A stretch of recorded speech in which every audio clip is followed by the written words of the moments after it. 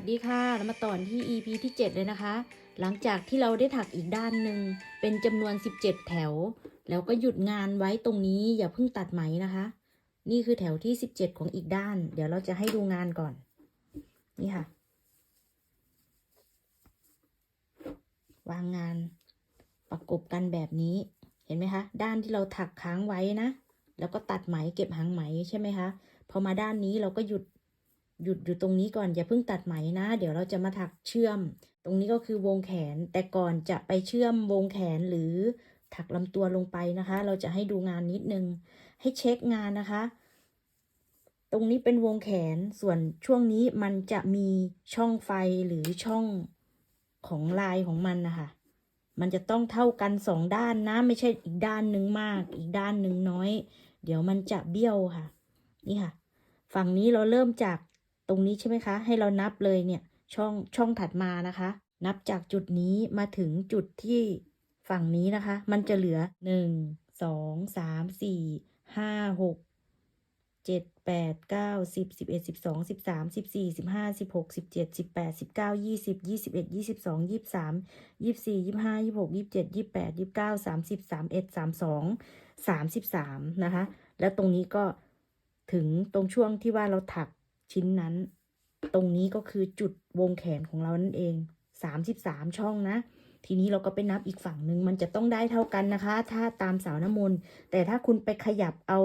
เป็นลูกสับปะรด5 ลายอย่างเงี้ยมันก็ต้องเหลือเยอะกว่านี้นะคะอันนี้ถ้าตามเราก็นับเช็คงานของเราไปในตัวนะคะมาฝั่งนี้เราเริ่มจากจุดนี้ใช่ไหมคะเราก็นับ1 2 3 4 5 6 7 8 9 10 11 12 13 14 15 16 17 18 19 20 21 22 23 24 25 26 27 28 29 30 31 32 33เห็นไหมคะลงตัวพอดีเลยนะต่อไปค่ะเดี๋ยวเราจะมาเชื่อมวงแขนนะคะหลังจากที่เราถักได้17แถวตรงนี้แล้วใช่ไหมคะเราหยุดงานไว้ตรงนี้ให้เราลูดงานค่ะลูดงานมานี่คือจุดอีกด้านหนึ่งใช่ไหมคะนี่แกะมาร์กออกเลย1 2 3ปักเข็มเข้าไปแล้วก็ดึงผ่านตรงนี้คือจุดใต้รักแร้ของเรานั่นเองค่ะต่อไปเราจะถักวนเป็นวงกลมเลยนะคะลงเป็นตัวเสื้อเลยเราขึ้นงานด้วยโซ่3แทน F หลักที่1แล้วก็ F ลงหลักถัดไปจนครบทั้ง4หลักเราจะขึ้นงานตรงนี้ครึ่งเดียวก่อนนะคะเดี๋ยวเราจะวนมาปิดอีกส่วนที่เหลือแล้วเราก็ติดมาร์กไว้ตรงแถวโซ่แรกเนี่ยนี่คือแถวที่1ของเรานะคะช่วงลำตัวแล้วเราก็จะถักตามลายดอกบัวตูมนี้นะคะยังไม่จบนะคะลายนี้เราก็ถักโซ่4 1 2 3 4เสร็จแล้วให้ข้ามนะคะข้ามไอ้ตรงที่ว่ามีเหลือหลักเดียว F หลักเดียวเนี่ยเราจะปักไอ้ตรง2หลักตรงนี้นะคะปัก F ลงไปหลักแรก2ครั้งปลดหมดค่ะหลักที่1หลักที่2ลงที่เดิมแล้วก็หลักที่3ลงหลักถัดไปค่ะจะได้ F 3หลักลักษณะก็จะเหมือนคล้ายๆกับแถวนี้เลยนะคะ F 2หลักแล้วก็ F 1หลักแล้วก็ขั้นงานนะคะเพียงแค่ตรงนี้มันเป็นโซ่1แต่ตรงนี้เราจะใช้โซ่2นะคะแล้วให้ F นะคะลงเหมือนกันกับแถวนี้เลยลงฝั่งนี้1หลักแล้วก็หลักถัดไปลง2ครั้งเราจะขั้นงานด้วยโซ่2ตรงนี้ก็ลงกึ่งกลางหรือแกนกลางนะคะ F ลงไป1ครั้งมาฝั่งนี้ก็ถักเหมือนกันเลยค่ะเพียงแค่มันย้อนมาฝั่งนี้โซ่2 F ลง F ของแถวที่แล้วหลักนี้ลงซ้ำ2ครั้งหลักถัดไป1ครั้งขั้นงานด้วยโซ่2แล้วก็ F ตัวนี้1ครั้งแล้วก็หลักที่2นี่ลงซ้ำ2ครั้งนี่ค่ะหลักซ้ำมันจะอยู่ริมฝั่งนี้จบ1หลักฝั่งนี้จะเริ่ม1หลักตรงริมจะลงซ้ำนะคะเหมือนกันเลยกับแถวนี้โซ่4 1 2 3 4 แล้วก็ข้ามไอ้ตรงหลักนี้มานะคะมาปักลงในนี้ค่ะหลักที่1หลักที่2เรียงเลยนะคะหลักที่3หลักที่4หลักที่5นี่ลงซ้ำกับหลักที่4นะคะมันจะเป็นเหมือน V ค่ะหลักที่4มี2หลักนะคะหลักที่5อันนี้หลักที่6หลักที่7หลักที่8เห็นไหมคะแถวที่แล้วเป็น7แถวนี้จะเป็น8จะเพิ่มหลักที่4ที่5มันจะอยู่ด้วยกันเห็นไหมคะจะเพิ่มมา1หลักเป็นได้ F 8หลักนะคะในแถวนี้อีก1ครั้งค่ะมาฝั่งนี้ก็ถักเหมือนกันตั้งแต่แรกเริ่มเลยก็คือโซ่4 1 2 3 4พันเข็มค่ะข้ามไอ F ตัวนี้นะคะมาปัก F ตัวนี้นะไม่งงนะข้ามไอตรงนี้มาปักตัวนี้2ครั้งปลดหมด1 2แล้วก็ F 1ครั้งลงหลักถัดไปเป็น F 3หลักขั้นงานด้วยโซ่2อันนี้จบด้วย1หลักฝั่งนี้จะเริ่มด้วย1หลัก F ลงไป1หลักตรงริมลง2หลักเหมือนฝั่งนี้ค่ะ1 2แบบนี้นะแล้วก็โซ่2ปักแกนกลางลง1ครั้ง F บน F แถวที่แล้วมาฝั่งนี้โซ่2แล้วก็ถักเหมือนเดิมค่ะ F 2หลักลงไปหลักถัดไปลง1ครั้งขั้นงานด้วยโซ่2มาฝั่งนี้ก็เริ่มจาก1ครั้งตรงริม2หลักลงไปเนี่ยค่ะไม่งงนะ1 2 3 4โซ่4แล้วก็ข้ามไอ้ตรงเหลือหลัก1นี่นะคะมาลงหลักนี้เลย F 4หลัก1 2 3 4พอหลักที่5ลงซ้ำกับหลักที่4หลักที่5นะคะแล้วก็หลักที่6เรียงเลยทีนี้7 8เห็นไหมคะมันจะได้ F 8หลักนะคะโดยหลักที่4จะลงซ้ำ2ครั้งให้ถักแบบนี้นะคะยาวไปจนสุดแถวเดี๋ยวเราจะมาเชื่อมวงแขนให้ดูอีก1ครั้งฝั่งนี้ค่ะเราถักยาวมาจนสุดแถวทีนี้เราจะเชื่อมวงแขนด้านนี้เข้าด้วยกันนะคะรูดงานให้ตรงนะคะเราจะใช้หลักที่5นี่แหละค่ะพันเข็มเลยนะพันเข็มเลยปักลงไปในหลักเดิมหรือตรงโซ่ตรงริมเนี่ยค่ะตรงหลักที่4เมื่อกี้นะคะลงซ้ำไปแทงเข็มแล้วก็รูดงานฝั่งนี้ขึ้นมาแทงเข็มปักเข้าไปในโซ่3นี่นะคะโซ่3ของฝั่งนี้แทงลงไปเลยแล้วก็ดึงไหมผ่านค่อยๆดึงนะคะดึงขึ้นมาเหลือ3ห่วงปลดนี่นะคะหลักที่5มันก็จะลงซ้ำแถมดึงงานของวงแขนฝั่งนี้ขึ้นมาด้วยเป็นการเชื่อมไปในตัวเลยนะคะทีนี้เราก็ถักยาวไปเลยค่ะหลักที่6หลักที่7หลักที่8เราก็จะได้ F 8หลักเหมือนที่ผ่านมานะคะต่อไปขึ้นชิ้นฝั่งนี้เราก็จะถักลายเหมือนเมื่อกี้นี้นะคะเราจะถักให้ดูอีก1ครั้งนะคะ1 2 3 4 F 2หลักลงไป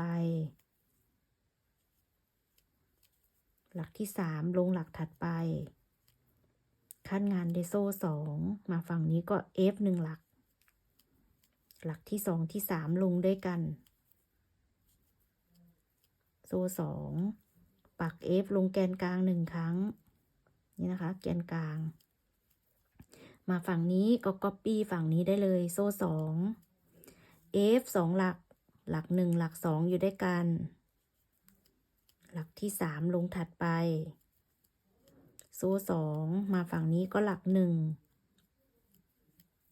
หลัก2หลัก3ลงด้วยกันนี่นะคะหลักซ้ำมันจะอยู่ริมอย่าลืมนะแล้วก็โซ่4มาไอตัวขั้นตรงนี้ก็ F ลงไป4หลัก1 2 3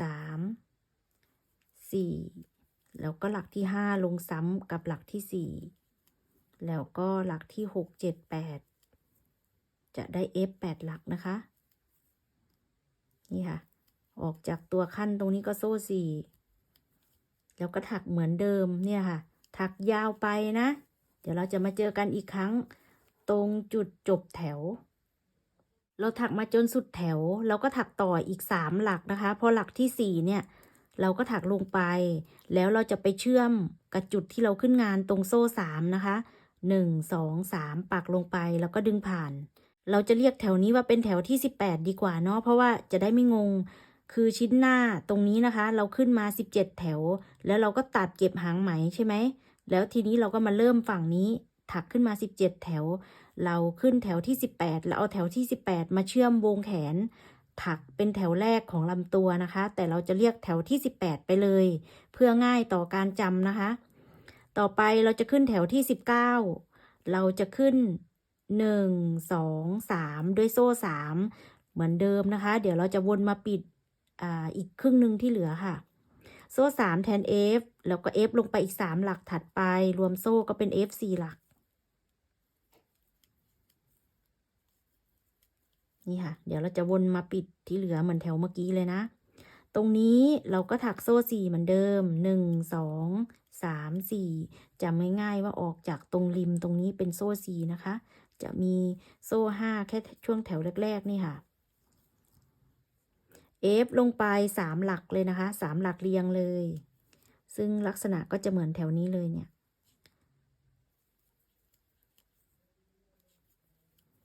F 3หลักขั้นงานด้วยโซ่2แล้วก็ F 3หลักเรียงฝั่งนี้เลย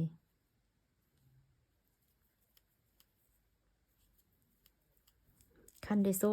2แล้วก็ F ลงบน F แถวที่แล้วหรือตรงแกนกลางนั่นเองแกนกลางเนี่ยมันจะมี F 1หลักจะมี F 3หลักแค่ช่วงตรงที่เราต้องการขยายนะคะสำหรับลายตรงช่วงดอกบัวตูมเนี่ยนอกนั้นก็เป็น F 1หลักหมดเลยอันนี้โซ่2แล้วก็ถักเหมือนเดิมนี่ค่ะ F 3หลักเรียง1 2 3ขั้นงานด้วยโซ่2แล้วก็ F 3หลักเรียง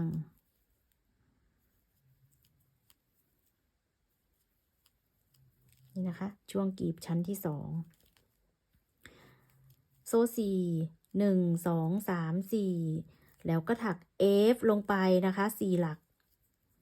F บน F เลยค่ะเรียงเลย3 4ทีนี้ในหลักที่4นี้เราจะถักโซ่1แล้วก็ถัก F ลงฝั่งนี้เลยค่ะ1 2 3 4จะได้ลักษณะนี้นะคะเสร็จแล้วก็ให้ถักเริ่มต้นตั้งแต่โซ่4นะคะแล้วก็ถักเหมือนเดิมนี่ค่ะ F 3หลักเรียงขั้นงานด้วยโซ่2 F 3หลักเรียงนี่นะคะถึงแกนกลางก็ถักเหมือนเดิมพอมาถึงจุดตรงตัวขั้นก็ถักถึง4หลักโซ่1นะคะอย่าลืมว่าตรงนี้มีโซ่1งานเรามันจะได้เริ่มตรงนี้ขยายออกนะคะถักไปจนสุดแถวเลยเดี๋ยวเรามาเจอกันอีกครั้งตรงใต้วงแขนตรงนี้ค่ะทีนี้ถักมาจนถึงตรงวงแขนอีกฝั่งหนึ่งแล้วก็ถักลงไปเลยค่ะ4หลักนะคะ F 1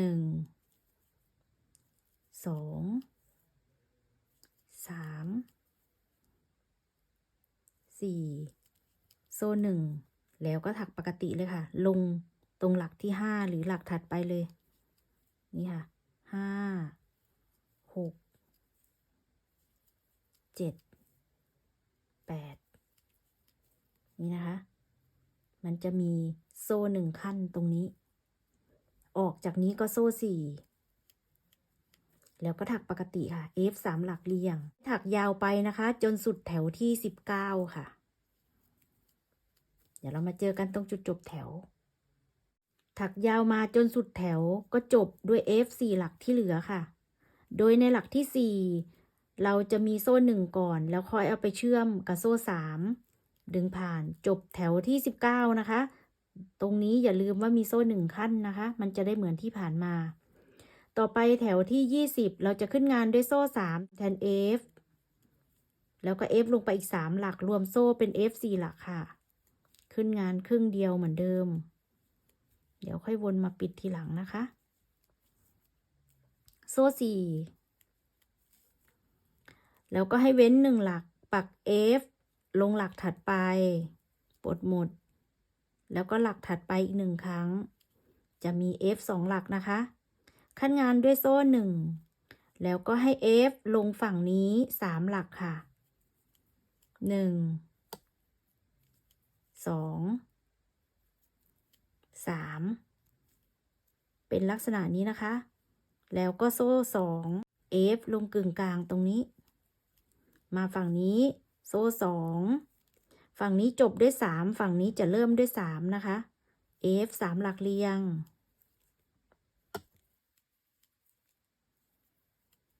โซ่1มาฝั่งนี้ค่ะปัก F ลง2หลักเห็นไหมคะฝั่งนี้จะมี F 2หลักฝั่งนี้ตรงริมจะมี F 2หลักหลักที่1กับหลักที่2นะคะก็จะเว้นหลักสุดท้ายเหมือนกัน2ฝั่งมันจะไม่เหมือนกันกับกีบชั้นแรกนะคะกีบชั้นแรก2ฝั่งนี้2ฝั่งนี้เห็นไหมคะแต่อันนี้มันจะ2แล้วก็มา3แล้วก็มา3แล้วก็มา2งานเรามันจะพองออกนะคะเหมือนดอกบัว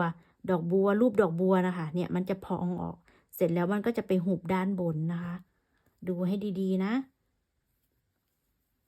1 2 3 4โซ่4แล้วก็ F 4หลักลงตรงนี้หลักที่1หลักที่2หลักที่3พอหลักที่4เราจะถักโซ่5 1 2 3 4 5แล้วก็พันเข็มเลยค่ะมาลงฝั่งนี้อีก4หลัก F เลยค่ะ F ลงฝั่งนี้อีก4หลัก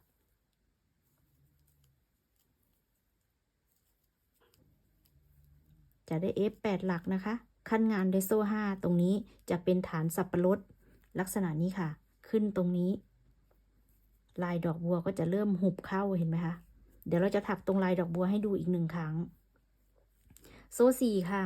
1 2 3 4อย่าลืมนะคะเว้นหลักแรกปักลง2หลักถัดไป1 2โซ่1เหมือนแถวนี้ค่ะเพียงแค่ว่ามันเพิ่มตรงนี้เป็น3หลักนี่ค่ะ3หลักเรียงอันนี้แค่2หลักอันนี้เป็น3หลักเรียงงานเราจะได้พองออกนะคะโซ่2แล้วก็ F ลงแกนกลางมาฝั่งนี้โซ่2อันนี้จบด้วย3ฝั่งนี้ก็จะเริ่มด้วย3นะคะ F 3หลักเรียงดูผังลายประกอบนะคะขั้นงานด้วยโซ่1แล้วก็มา F 2หลักฝั่งนี้เว้นหลักสุดท้ายนะคะมันจะเว้นหลักสุดท้ายซ้ายขวาเหมือนกัน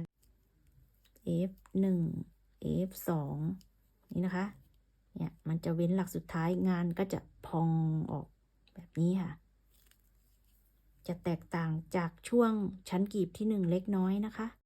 1 2 3 4โซ่4ตรงนี้ก็ F 4หลัก1 2 3 4ขั้นงานด้วยโซ่5 F 4หลักลงฝั่งนี้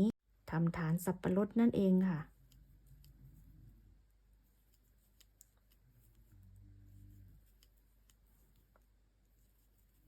นี่ค่ะแล้วก็ถักเหมือนเดิมอีกด้วยโซ่4แล้วก็ถัก F 2หลักโซ่1 F 3หลักโซ่2ขั้นกลางด้วย F 1หลักมาฝั่งนี้ก็เริ่ม F 3หลักแล้วก็มา2หลักนะคะเหมือนกันถักวนไป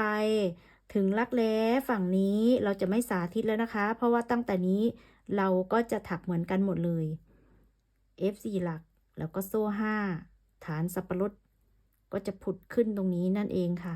ถักวนไปจนจบแถวเดี๋ยวเราจะมาจบแถวฝั่งนี้นะคะ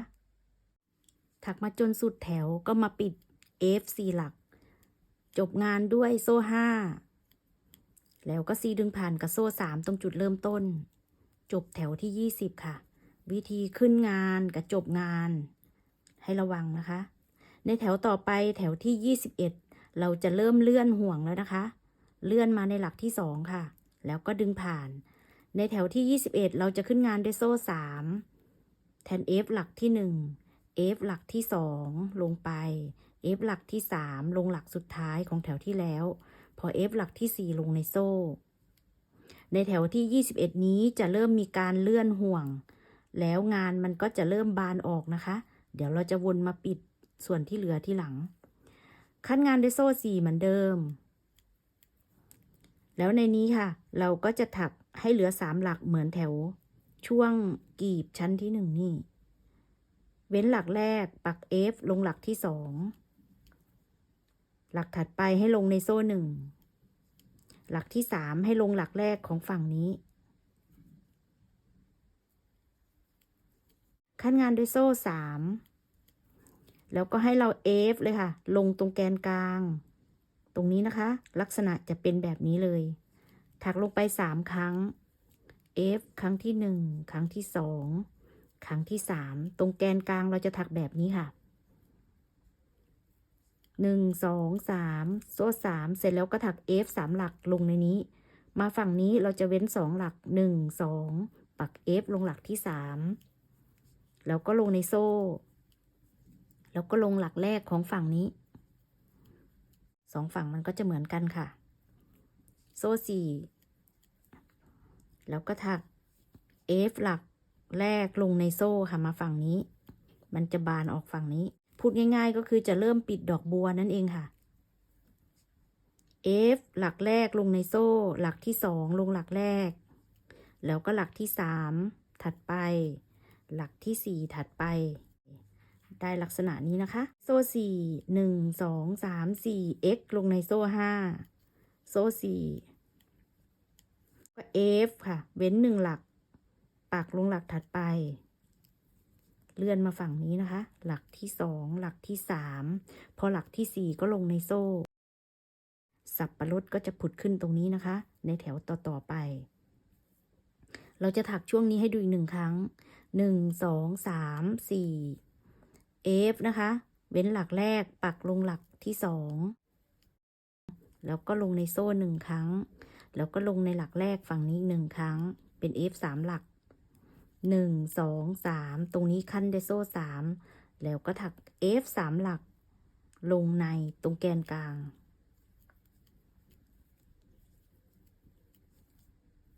มาฝั่งนี้โซ่3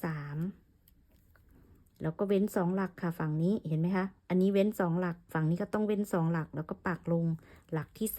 3แล้วก็ลง1ครั้งในโซ่หลักที่3ลงหลักแรกของฝั่งนี้โซ่4แล้วก็ F นะคะลงในโซ่ก่อนหลักแรกหลักที่2 3 4ถัดไปเลยค่ะ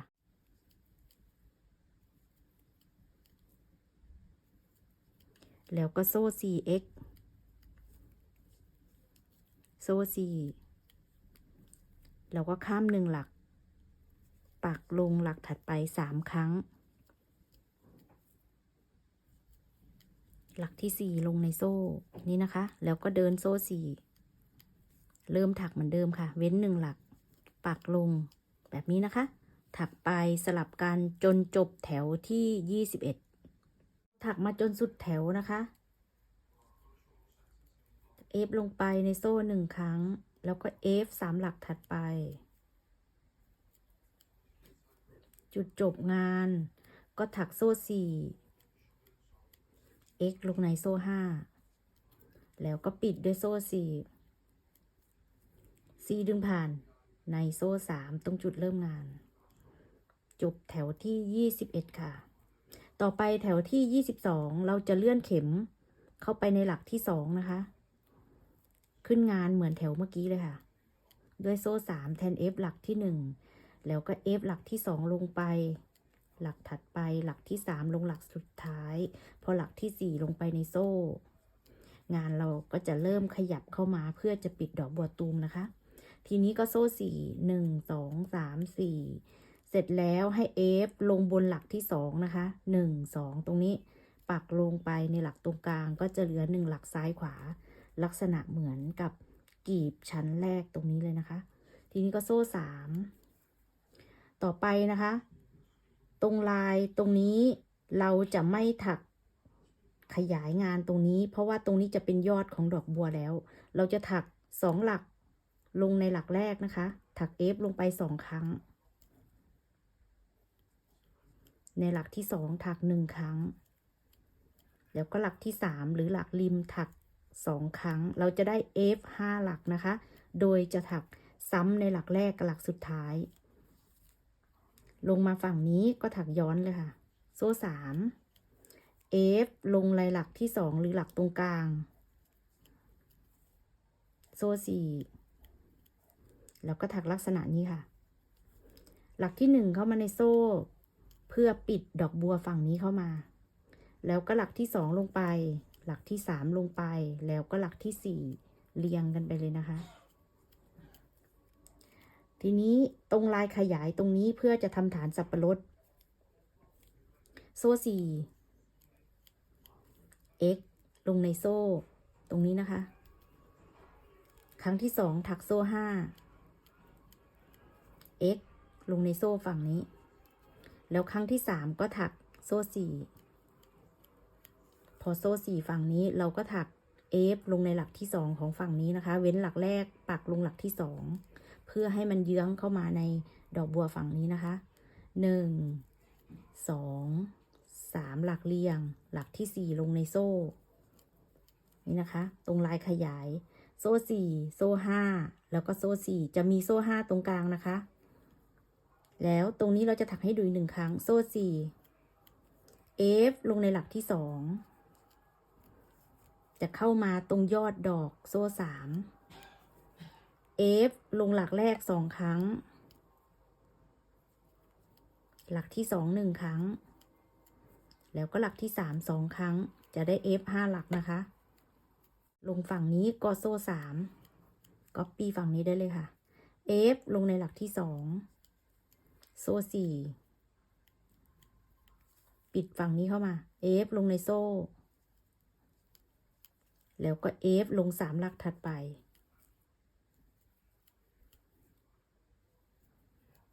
นี่นะคะพอมาถึงช่วงขยายโซ่4 x ครั้งที่2นี่ถักโซ่5 x แล้วก็โซ่4เว้น1 หลักปัก F ลงหลักที่2 3 4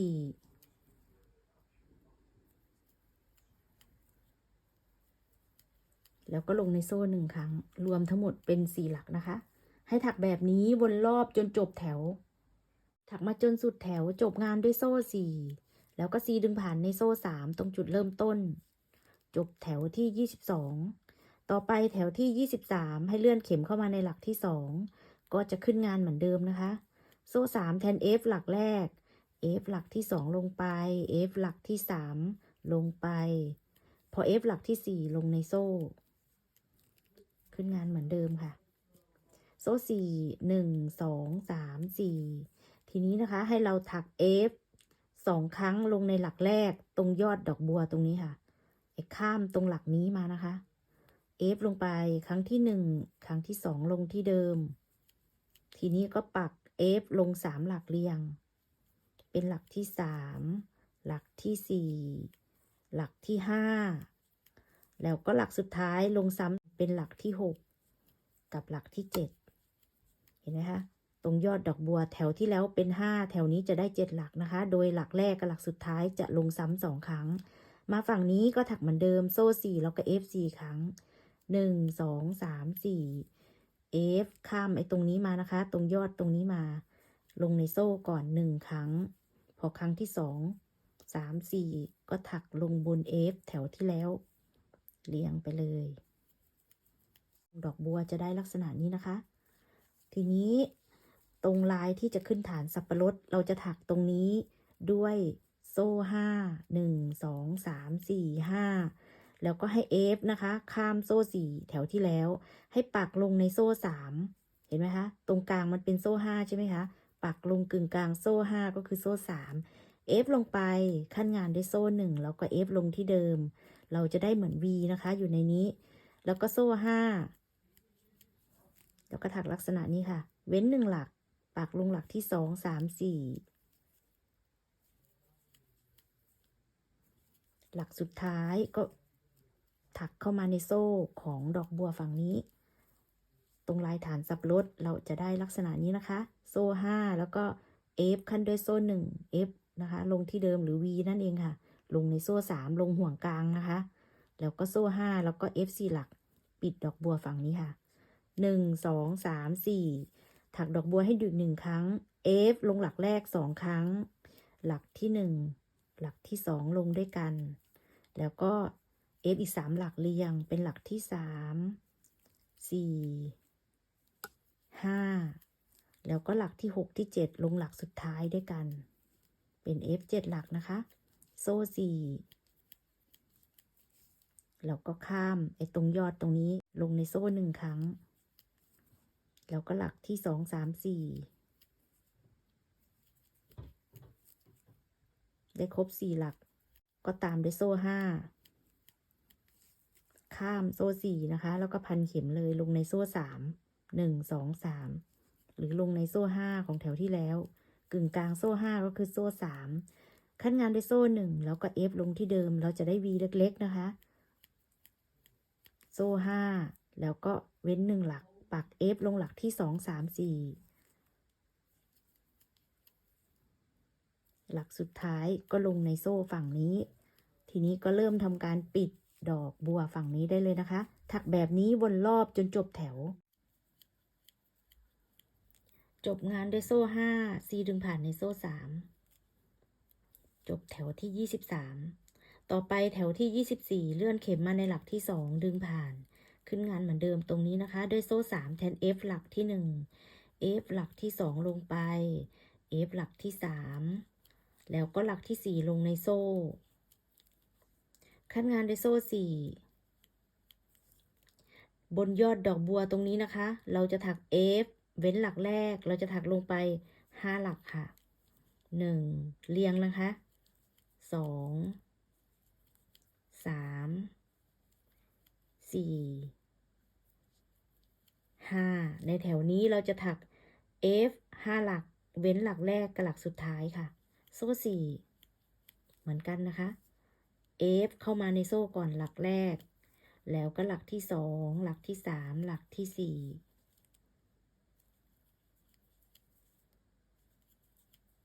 ได้ครบ4หลักก็มาถักตรงฐานสับปะรดด้วยโซ่4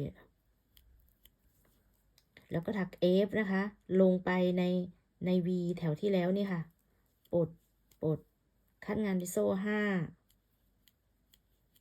F ลงที่เดิมแล้วก็โซ่4ก็ถักลักษณะนี้ค่ะเว้นหลักแรกถักลงหลักถัดไปนะคะจนครบทั้ง4หลักโดยหลักที่4ก็เข้าไปในโซ่ของดอกบัวช่วงลายถัดไปนั่นเองตรงช่วงฐานสับปะรดจะได้แบบนี้นะคะโซ่4ถักเหมือน V นะคะขั้นด้วยโซ่5ตรงกลางแล้วก็โซ่4เหมือนเดิมเสร็จแล้วก็วนมาถักโซ่4แล้วก็ F 5หลักโซ่4แล้วก็ถักตัวขั้นแบบนี้นะคะสลับกันจนจบแถวเดี๋ยวเราจะถักให้ดูตรงนี้อีก1ครั้ง1 2 3 4 F เว้นหลักแรกปักลงไป5หลักเรียง1 2 3 4 5 1 2 3 4เข้ามาในนี้ก่อน1ครั้งลงในโซ่แล้วก็ถักเรียงจนครบทั้ง4หลักนี่ค่ะเสร็จแล้วก็สลับมาทำแบบนี้นะคะถักไปจนจบแถวที่24ถักมาจนสุดแถวจบด้วยโซ่4แล้วก็ C ดึงผ่านในโซ่3แถวที่25ก็เลื่อนเข็มเข้าไปในหลักที่2ขึ้นงานเหมือนเดิมด้วยโซ่3แทน F หลักที่1 F ลงไปหลักที่2หลักที่3หลักที่4ลงในโซ่ออกจากตรงริมตรงนี้ก็โซ่4ในแถวนี้นะคะพันเข็มค่ะ F เว้นหลักแรกปักลงไปหลักที่2หลักที่3หลักที่4ก็จะเว้นหลักแรกกับหลักสุดท้ายจาก F 5หลักแถวนี้จะเหลือ F 3หลักค่ะมันจะค่อยๆลดนะคะตรงยอดดอกบัวของเรานั่นเองค่ะ มาฝั่งนี้ก็โซ่4แล้วก็ F 4หลัก1 2 3 4 F เข้ามาในโซ่1หลักหลักที่2 3 4ถัดไปเลยค่ะโซ่4ทีนี้เราจะเริ่มถักหลักสับปะรดนะคะด้วย F 9หลัก1 2 3 4 5 6 7 8 9ได้ F 9หลักก็โซ่4 1 2 3 4เว้น1หลักปักลงในหลักถัดไปนะคะ1 2 3หลักที่4ก็ขยับเข้าไปในโซ่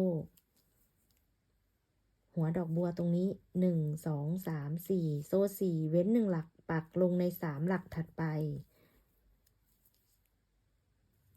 แถวนี้ก็จะเหลือ F 3หลักนะคะ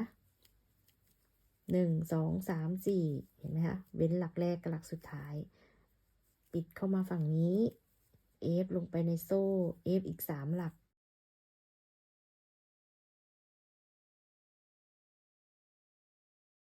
แล้วก็โซ่4ก็ถัก F 9หลักลงในฐานสับปะรดถักแบบนี้สลับกันจนจบแถวค่ะถักมาจนสุดแถวจบด้วยโซ่4ดึงผ่านในโซ่3จบแถวที่25ต่อไปแถวที่26เลื่อนเข็มมาในหลักที่2ดึงผ่านขึ้นงานเหมือนเดิมด้วยโซ่3แทน F หลักที่1 F หลักที่2ลงไปหลักที่3หลักที่4ก็เข้าไปในโซ่4ในแถวนี้เราจะถัก F ลงในหลักที่2หรือหลักตรงกลางนะคะเราจะเว้นหลักซ้ายขวา1 2 3 4โซ่4แล้วก็มาถักปิดฝั่งนี้เข้ามาค่ะหลักแรกลงในโซ่แล้วก็หลักที่2หลักที่3หลักที่4เรียงกันไปเลยในดอกบัวของเราก็จะมี F 1หลักอยู่บนยอดนี้นะคะในสับปะรดโซ่4 1 2 3 4ในแถวนี้เราก็จะถัก F ขั้นด้วยโซ่1นะคะทั้งหมด9หลัก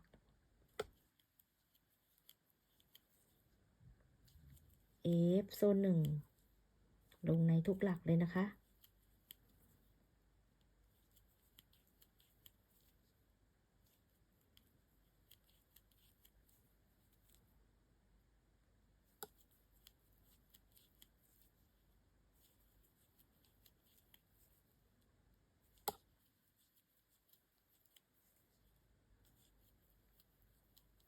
ถัก F ขั้นด้วยโซ่1ครบทั้ง9หลักก็โซ่4แล้วก็เลื่อนเข็ม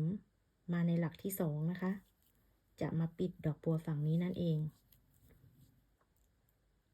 F 4หลักลงไปหลักที่4เข้าไปในโซ่4แล้วก็ F ลงบนหลักที่2หรือหลักตรงกลางเว้นหลักซ้ายขวา1 2 3 4 F ลงในโซ่1หลักแล้วก็หลักที่2 3 4นี่นะคะเสร็จแล้วก็โซ่4แล้วก็สลับมาถักฐานสับปะรดด้วย F ขั้นด้วยโซ่1ทั้งหมด9หลักถักแบบนี้สลับกันจนจบแถวเราถักมาจนสุดแถวจบงานด้วยโซ่4แล้วก็4ดึงผ่านกับโซ่3ตรงจุดเริ่มต้นจบแถวที่26ในคลิปนี้เพื่อความยาวของคลิปจะได้ไม่ยาวเกินเราขอจบไว้แค่นี้ก่อนนะคะไว้ต่อกันใหม่ใน EP หน้าเราจะมาขึ้นแถวที่27กันค่ะสำหรับคลิปนี้ถ้าเพื่อนๆชอบก็อย่าลืมกดไลค์ให้ด้วยนะคะเจอกันใหม่ในคลิปต่อไปสำหรับคลิปนี้สวัสดีค่ะ